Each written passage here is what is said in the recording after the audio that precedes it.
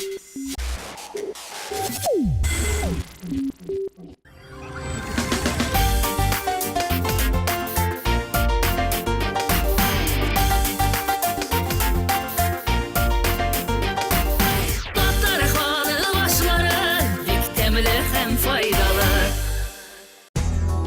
bir hujabikening o'z siri, o'z liniyasi.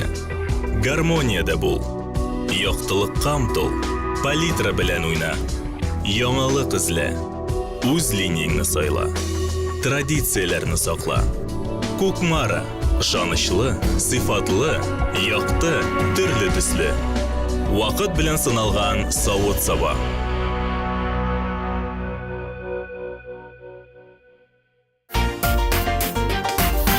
В эфире кулинарное шоу «Секреты татарской кухни». Здравствуйте, дорогие друзья! Сегодня у меня в гостях главный редактор редакции «Татарлар» телеканала ТНВ «Планета» Раиль Умудбаев. Салям. Привет, коллега и Здравствуйте. Раиль Умудбаев, редактор и ведущий программы «Татарлар». Родился в Казани, учился в татарско-турецком лицее, затем на факультете журналистики и социологии Казанского государственного университета. Участник программы международного студенческого обмена, по которой окончил среднюю школу города Куперсвиль, штата Мичиган, Соединенных Штатах Америки в 2001 году. В телерадиокомпании «Новый век» начинал ведущим программ «Прогноз погоды», «УЗБС», «Хайрлейрте», руководил пиар-отделом компании. С 2012 года возглавляет редакцию «Татарлар» телеканала ТНВ «Планета». На телеканале ТНВ коллега с телеканала ТНВ «Планета» Халляр Нишикрай. Ребят, как сами? Мое настроение ведь зависит, понимаешь, от того, как мы приготовим. Если вкусно, я буду счастлив. В Крыму давно были, Руслан? В Крыму, ну как сказать, ни разу, не поверишь, ни разу не был. Да. Ну, сегодня тогда хотя бы гастрономически у вас появится такая возможность слетать, съездить в Крым, потому что мы сегодня будем готовить крымско-татарский пирог, который называется кубите. Кубите. Вот это начало! С удовольствием. Я думаю, крымские татары, которые тоже нас смотрят по каналу ТНВ «Планета», будут очень рады. Итак, рассказывай, из чего мы готовим это блюдо? Ингредиентов на самом деле не так много. Нам понадобится картофель, лук, тесто слоеное, непременно слоеное тесто, бараний фарш, одно яйцо, соль, перец по вкусу и кумин. В принципе, все. Начинаем? По традиции гость раздает задания кулинарные. Так, ну вот я вижу, у нас уже картофель готов, практически наполовину, да? Я предлагаю его немножко потоньше сделать, чтобы у нас он лучше пропекся, а я пока буду заниматься луком. Нам всего лишь нужен один лук, мы его делим практически на идентичные половинки. Ну, вот так вот примерно, да? Да. Вот, большую половинку мы, значит, режем в виде квадратиков, а вот это вот мы порежем в виде долек. Так, а я, значит, максимально... Ну, не мельчу максимально, картофель. мы же не чипсы готовим, мы будем готовить все-таки пирог, да, чтобы у нас хорошо картофель пропекся, чтобы все было хорошо. Нужно сделать их потоньше. Так. Я пока режу лук. Раиль, ты так красиво все рассказываешь. Мне кажется, ты не только главный редактор редакции «Татарлар», но и какую-то кулинарную программу вел. Откуда любовь к кухне? Кулинарии потреблять люблю, готовить люблю, но очень редко это делаю, потому как этим в основном занимается супруга дома. Так, мы доложили, значит, ту часть лука, которую мы делали кубиками, в отдельную миску, и сюда я беру и перекладываю то, что я нарезал дольками. Так, теперь, что мы делаем дальше? Ты пока, значит, картошки у меня еще историю много. с картофелем, а я беру фарш, бараний фарш, и перемешиваю его, ну пока еще не перемешиваю, я просто его пока перекладываю из одной миски в ту миску, где у нас лук, нарезанный кубиками. Так. Все это делаем руками. Так, тебе понадобится соль и перец. Да, пожалуйста. Вообще кубите крымско-татарское блюдо, крымско-татарский пирог, но, как мы знаем, в Крыму, на Крымском полуострове живет очень много представителей разных национальностей, и они также считают, что кубите – это их национальное блюдо. И что интересно, кубите в основном готовят бабушки для своих внучат, но вместо картофеля они используют тыкву. И мясо тоже не кладут. Мясо тоже не кладут, да. Но мы сегодня по-казахско-татарски это делаем. И тем более на кухне сегодня мужчины. Да. А для татарских мужчин что? Фарш булса, беренге булса. Да, настроение будет на 100%. Так. Соль, перец по вкусу, да? Чуть-чуть. Вот Перчика можно побольше. Давай, на свой вкус. Ага, отлично. Так, и немножечко, буквально вот щепоточку мы сюда кладем кумина. Это такой будет у нас специфический вкус, аромат. Такая будет у нас нотка Крыма в нашем казанско-татарском кубите, можно так сказать. Так. И берем все это, перемешиваем руками. И все это делаем руками, Тактильные конечно же. ощущения, самые интересные ощущения, на мой взгляд. Да, вообще у тебя и жизнь интересная. Ведь расскажу я нашим зрителям, как Раиль попал на телевидение, вернее скажу, что он попал на него сразу после школы. Как Да. так получилось? Обычно люди школа, институт и потом телевидение. У меня немножко цепочка нарушилась, у меня получилась школа, телевидение, институт. Это был 2002 год, я только-только окончил школу, 11 класс, вступительные экзамены, документы подал на 3 факультета, в том числе на факультет журналистики. И как раз-таки в этом году телеканал ТНВ начал работать в полную силу. За год до этого он начал техническое вещание, и в 2002 году объявили кастинг ведущих. Я как раз был в деревне. И думал, зачем мне институт? Пойду Нет, на собственно, ТНВ. Я поступил в наш тогда еще КГУ, на журфак. Но решил попытать счастье и прошел кастинг и стал ведущим прогноза погоды на татарском языке. Итак, Раиль, у нас все готово для того, чтобы перейти к тесту. Да. Рассказывай, что мы с ним делаем. Мы используем, кстати, слоеное тесто. Да, мы взяли готовое слоеное тесто. А вообще раньше, наверное, такого не было, готового продукта. И крымские татары, они что делали? Они брали курдюк, бараний жир, брали муку и делали все это с холодной водой и делали тесто. И вот именно таким образом они получали слоеное тесто. Но у нас уже все готово. Сразу видно, Раиль готовился, читал. Вот что значит любовь к татарской кухне. Не читал, крымские татары сами рассказывали во время командировки. Да. Берем немножко муки и начинаем раскатывать это слоеное наше тесто. Это у нас будет нижний уровень. В упаковке продавалось 2 слоя, мы их не отделяем друг от друга. То есть такой большой слой. Достаточно такой, пусть у нас будет жирный, хороший нижний слой. Основа пирога. Да, я как вижу... Ты, кстати, можешь пока противнем заниматься. Мне нужно, чтобы бумага закрывала полностью всю поверхность и стенки нашего противня. Раиль, работая в программе «Татарлар», Да. ты объездил, можно сказать, весь мир, побывал на всех 6 континентах нашей планеты. Расскажи, что больше всего запомнилось, что-то интересное из обычаев татарских ты видел? Из рабочих поездок, 6 континентов, конечно, в рамках программы «Татарлар» мы пока еще не объездили. Никак не можем найти татар в Южной Америке, хотя руководство поставило такую задачу. Один континент все-таки проехал за свой счет. Да, пришлось, вот. Программа «Татарлар» на телеканале ТНВ «Планета» стала продолжением одноименного проекта, выходившего в эфир телеканала ТНВ «Татарстан» под руководством Флюры Абдуллиной. Выходит в ежедневном формате с понедельника по пятницу. Корреспонденты программы рассказывают о том, как живут татары в регионах Российской Федерации и разных странах мира.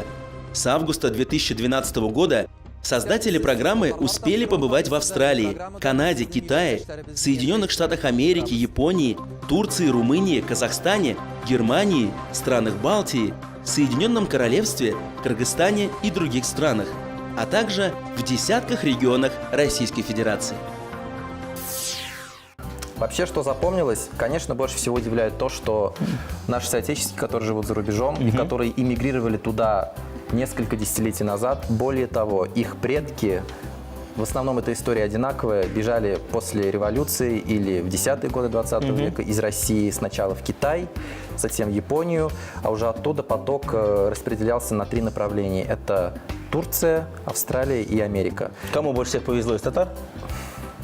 Мне кажется, им никому не повезло. Повезло тем, кто остался у нас жить здесь, в Республике Да, Татарстан. согласен. Вот. Мне кажется, никому не повезло, потому что они были вынуждены бежать со своей родины. Причины разные были, политические были причины. Кто-то бежал из-за того, что боялся, что начнется давление на религию, на ислам, от насильственной христианизации. Разные истории, но финал у всех одинаковый. Будь то татары Турции, будь то татары Австралии или татары Америки, они все говорят на совершенном татарском языке. В основном не знают русский язык и, конечно же, знают местный язык. То есть мне рассказывали, например, вот китайские татары, они разговаривают по-китайски, по-татарски и все. Да, да. В Америке по-английски И по-татарски. Да, и по-татарски. Да. Вот так вот. И знаешь, мы тут привыкли, у нас, кстати, можно вот этот вот нижний уровень туда положить. Уже, да? Я это тебе доверяю. Так. Все-таки Давай вместе. давай. Бисмиллахир-рахманир-рахим. Кстати, вот мы забыли бисмилля-нейтригер. Бисмилля-рахманир-рахим. Я думаю, что вот так вот. Вот так вот, да? Сейчас, секундочку. Стороны. Вот, да. Ничего страшного, что если чуть-чуть больше, мы потом все это, эту разницу ликвидируем, так скажем. Так, теперь я попрошу тебя, Руслан, на нижний слой теста равномерно распределить картофель, который ты нарезал. То есть картофель будет первым слоем нашего пирога. Именно. Так, я же беру пока тесто и начинаю делать верхний слой. Так, ты пока раскладывай.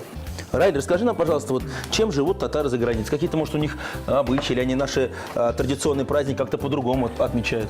Все отмечают Сабантуй, Ну, будь Сабантуй то это Америка, святое. будь то Австралия. Причем в Австралии Сабантуй был достаточно недавно, они его в декабре празднуют. И Там там- же южное полушарие, лето там, Ага. когда у нас зима, а зима, когда у нас лето. Вот. Все отмечают 3 праздника, где бы ни жили наши татары, у всех 3 праздника в году основных. Это Сабантуй, это Ураза-Байрам и Курбан-Байрам. Это святое, конечно же. Вот. Ну а далее уже зависит от страны, от места проживания. То есть они, конечно, безусловно, впитывают в себя все те традиции того общества, в котором они находятся. То есть если это Америка, Австралия, это западные ценности, это демократия, это уважение личности. Если это какие-то восточные страны, китайских татар очень легко спутать с уйгурами, потому что они вместе с ними живут.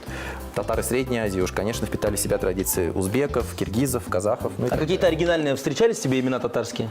Имена татарские оригинальные. Кстати, вот у большинства тех, кто эмигрировал в начале 20 века, сохранились такие старые татарские имена, там Урхия, Зия, Гайше, масалян, да. И фамилии, конечно, они без русских суффиксов, то есть Маски, Уафалы, вот такие вот очень интересные, на наш взгляд, имена и фамилии. Первый слой нашего пирога готов. Булда. Второй слой, такой мини-слой. Значит, напоминаю, что мы лук разрезали на 2 части. Одну часть мы порезали кубиками. Он у нас в фарше, эта часть у нас в фарше. А вторую часть мы порезали ломтиками. Вот эти вот ломтики мы сейчас выкладываем вторым слоем. Раиль, а вот татары, живущие за границей, они сохранили вот это нашу гордость, татарское гостеприимство? Гостеприимство сохранили. Больше всего, что меня удивило, когда мы все-таки общаемся, да, приезжаем в гости к нашим соотечественникам, практически нигде не пекут ишпышмак, но поголовно пекут перемеш. У всех перемеш. Ну и щак-щак, конечно же. А бәлеш? У всех щак-щак. Бәлеши нет. Давай обратимся ко всем татарам мира. Приезжайте почаще в Татарстан, научим вас готовить бәлеш и ишпышмак. Килигіз бізге рахмет етіңіз. Мы продолжим после небольшой паузы. Оставайтесь с нами.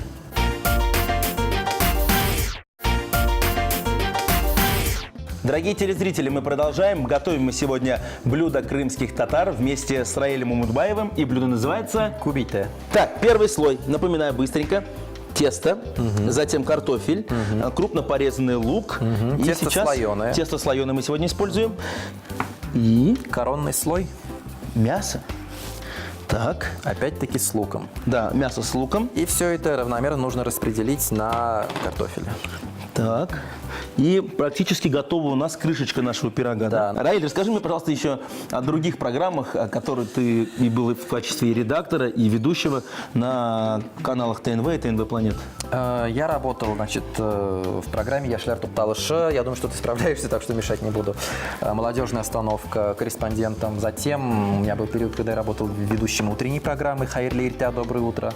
Это был прямой эфир. Это, конечно, я сейчас не представляю, как я вставал несколько раз в неделю, там, 4:30 утра, приезжал на эфир 5:30. Есть секрет, просто надо не ложиться. Да, рано не ложиться, вот.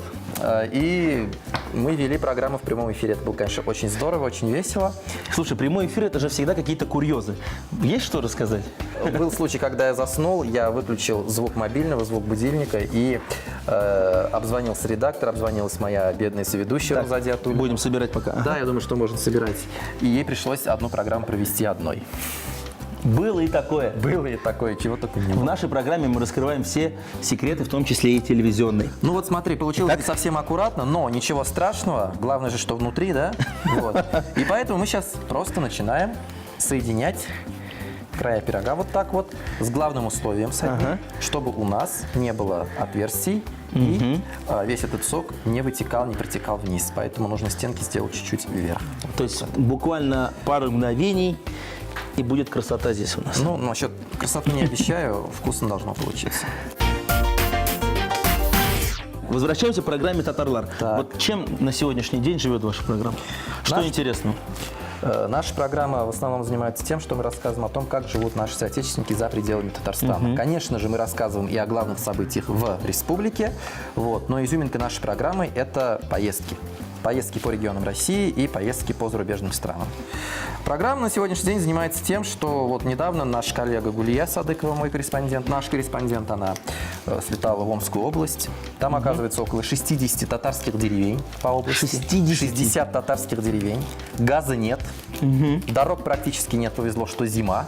И вот она за 3 дня успела снять несколько сюжетов о том, как живут наши татары в Омской области. Очень интересно получилось. И вот мы начали показывать уже эти сюжеты. Так что не пропустите свежие выпуски программы «Татарлар». Да, кстати, мы выходим каждый день практически. У нас ежедневная программа с понедельника по пятницу. Так что объем работы у нас, ого-го, не маленький. Сейчас мы берем ножик и ровно в центре делаем такой надрез. Вот так вот. Да. Так, бәліш так, как в бәліше. Да, практически как в нашем казанско-татарском бәліше. Я думаю, что дырочка у нас получилась хорошая. В печку пока мы это не ставим, потому что у нас есть еще яйцо. Мы берем яйцо, разбиваем его. Ну, теперь я понял, для чего ты приготовил пирог, наш татарский канат. Қос қанаты мо? Қос канаты. Хорошо, так это куда можно убрать? Это можно мне подарить. Рахмет Ялсын. То есть мы верх нашего пирога будем смазывать Яйцом. Так, для чего это делается? Чтобы был у нас хороший, румяный, аппетитный верх. При какой температуре готовим пирог? 180 градусов. Посматривая, в принципе, за 40 минут должен приготовиться. Но иногда бывает побольше. От печки зависит. Ну все. Канат тебе в руки, Руслан. Итак, Да. тщательно мы все это смазываем. Раэль, может, вспомним какие-нибудь курьезные случаи во время поездок, как раз-таки вот во время съемок программы? У нас были проблемы с таможней. Мы вылетали в Японию из московского аэропорта. У нас наши камеры, профессиональные камеры, и документация на них не была заполнена должным образом. Так получилось, что нас задержали таможенники.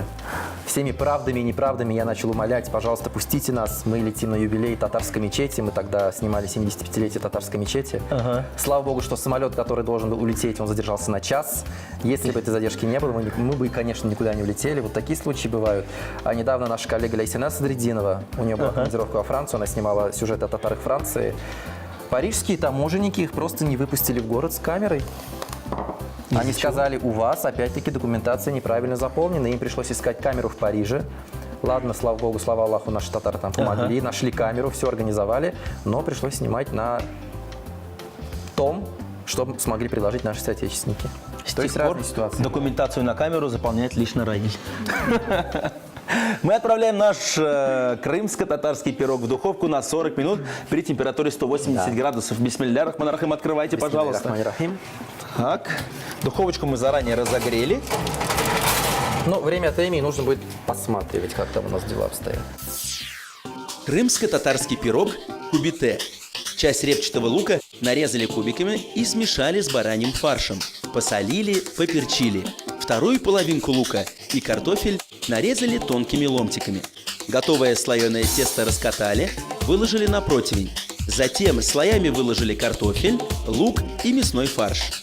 Закрыли еще одним раскатанным пластом теста, залепили края, смазали взбитым яйцом и поставили в духовку, разогретую до 180 градусов на 40-50 минут. Ну а пока пирог готовится, вместе с Раилем мы приготовим не менее вкусный напиток под названием Салямет. Мы с тобой сейчас приготовим напиток, который полезен для пищеварения, очень популярный в Турции. Правда, в Турции его делают с чесночком. Мы чесночок использовать не будем сегодня. Я его назвал напиток салямет, то бишь здоровый напиток. полезный Для здоровья. здоровый. Ага. Нам нужен айран, Так. нам нужен немножечко мяты, петрушечка и огурец нам нужен один. Но так как это очень большой огурец, я предлагаю где-то вот так вот его отрезать. Половинку. Какую половинку? 1/3. Одну давай треть. отрезай. Да, 1/3. И такими небольшими кубиками можешь его разрезать, чтобы блендер у нас с ним справился, когда будем его Так. смешивать с напитком. Как я уже сказал, напиток у нас, этот напиток популярен в Турции. Все-таки айран — это не только татарский напиток, но и турецкий напиток. Я кладу только листья. Ну, с мятой самое главное не переборщить. Да, да, абсолютно ты прав, Руслан, главное не переборщить. И вот буквально вот еще один листочек положу, и все. И петрушечки, стебли я обычно не кладу в напиток. Но стебли очень хорошо идут с различными супами. В комбинации с сельдереем, допустим, это будет просто великолепно. Ну вот, мне кажется, петрушечки здесь можно и побольше. Можно побольше, да. Раиль, расскажи нам, пожалуйста, вот, а кто зритель программы «Татарлар»? Вот кто смотрит? Наверное, в основном бабушки, дедушки? Татарлар, да? Татарлар? Да. Ну а какая вот аудитория? Я бы сказал, что аудитория возрастная у нас разная, но нас, конечно, ждут прежде всего за пределами Республики Татарстан, потому что когда приезжаешь в тот или иной регион или в ту или иную страну, они потом с нетерпением начинают ждать все эти сюжеты, потому что их наконец-то смогут увидеть их жизнь, их родственники в Татарстане, в России. Вот, например, недавно, осенью буквально, наш корреспондент Гулья вернулась с Сахалина, и не успела она вернуться, как буквально нас затерроризировали звонками зрители, когда же будет сюжет о Сахалине, почему такой короткий сюжет, почему только один раз в неделю показали. Почему они к нам приехали на 2 недели, у нас кушали? Мы работаем на того зрителя, который видит себя в нашей программе, я бы так сказал. И этот зритель всегда радовал. Мы добавляем к огурцам и зелени. А не хочешь сначала стакан налить? Все-таки, То есть все у нас дозировано? Да. Сколько стаканов должно быть? ну, если нас двое, то двое. Давай сделаем 3. Вот это вот количество огурца и петрушки, которые мы положили, где-то на 2-2,5 стакана, так что можешь еще половиночку Давай налить. половиночку. Да, и в принципе, бисмилля, блян, она... Мы включаем популярный татарский инструмент. Его я кулинарный доверяю тебе. блендер. Да. И сейчас все это превратится. Итак, напиток салямат готов. Будем пробовать сейчас и наш пирог. Напиток салямат. Огурцы нарезали кубиками и смешали вместе с айраном и зеленью в блендере. Уважаемые телезрители, если вы не успели записать рецепт сегодняшнего блюда, мы ждем вас в нашей группе ВКонтакте. Готовьте свои любимые блюда, фотографируйте их и делитесь своими кулинарными секретами. Финал нашего кулинарного конкурса наступил. Открываем чудо-духовку, осторожней, не ошпарься. Как ты думаешь, готово? Ну, судя по запаху, да. Действительно, аромат прекрасный. Итак, закрываем. А вот и пирог крымских татар. Готовь тарелку, Раиль. Азер мы. И большой кусочек пирога. Бисмилля рахман рахим. Так. Что-то мне это напоминает, кстати, по консистенции балеш. Или запеканку. Да, но все вместе это пирог, который называется Кубите. И мы сейчас его попробуем. А не хочешь еще напиток салямат? Слушай, действительно, посмотреть, какого он оригинального цвета, но это из-за большого количества петрушки, мне кажется. Да. Напиток очень полезный. Так. И он прекрасно дополняет наш пирог.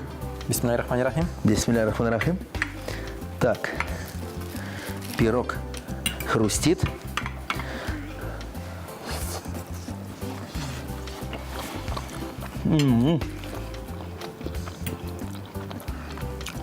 По-моему, пропеклось.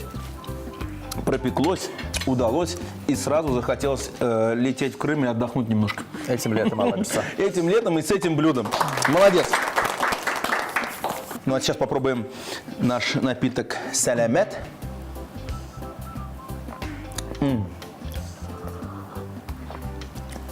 Ну, мое мнение, напиток удался. И очень, еще раз хочу сказать, подходит к нашему блюду. Поэтому здесь тоже 5. Молодец. Рахман. Не трошка.